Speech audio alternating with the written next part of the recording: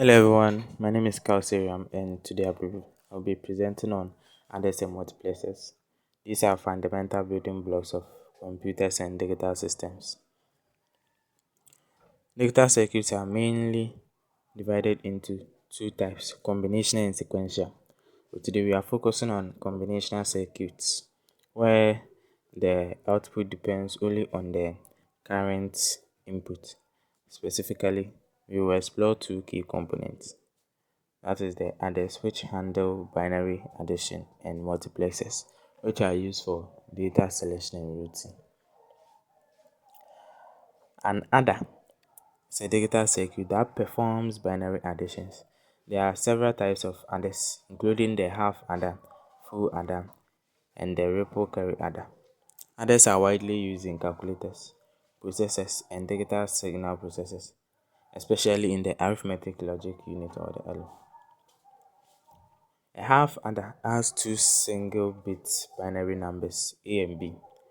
It has two inputs, the sum and the carry, which is the end of A and B.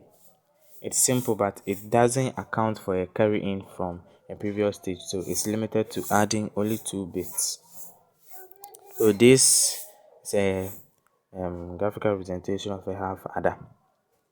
I'll move on to the full adder.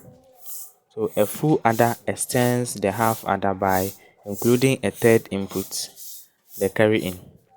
It can handle binary additions of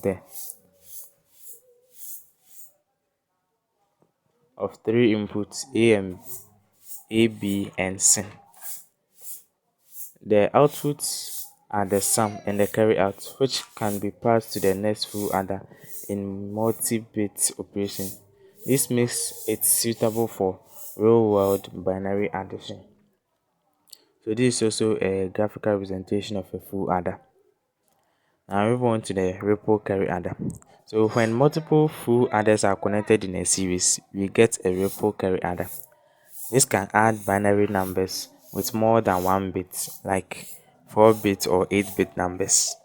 Each stage sends its carry out to the next stage as carry in. It's simple, but the carry propagation can slow down the operation.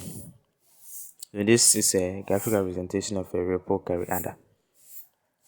Now we move on to multiplexers.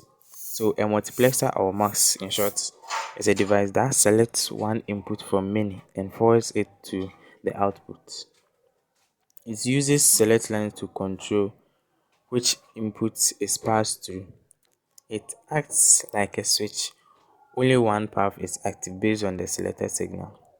Multiplexers are used in data routing, communication systems, and processors.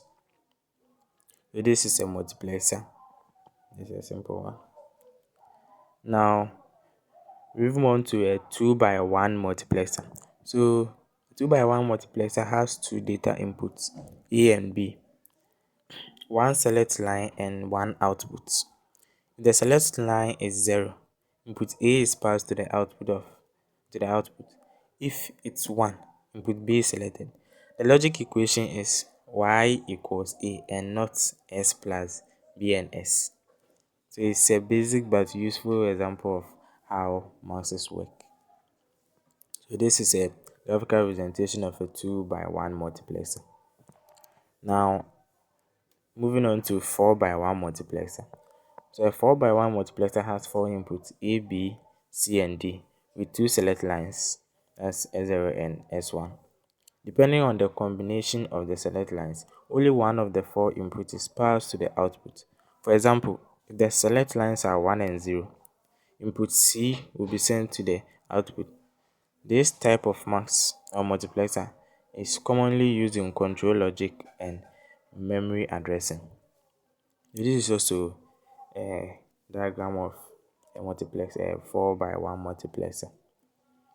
Now we move on to the application. So others are used in logic units, calculators, and digital signal processing units.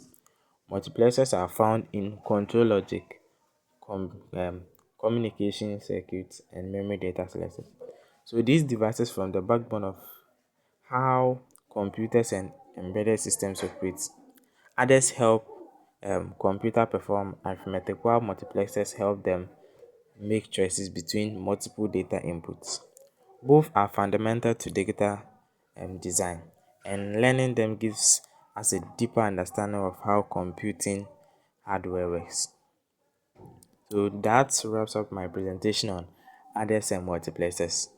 Thank you for listening, and now I'll be happy to answer any questions you may have um, in the comment section.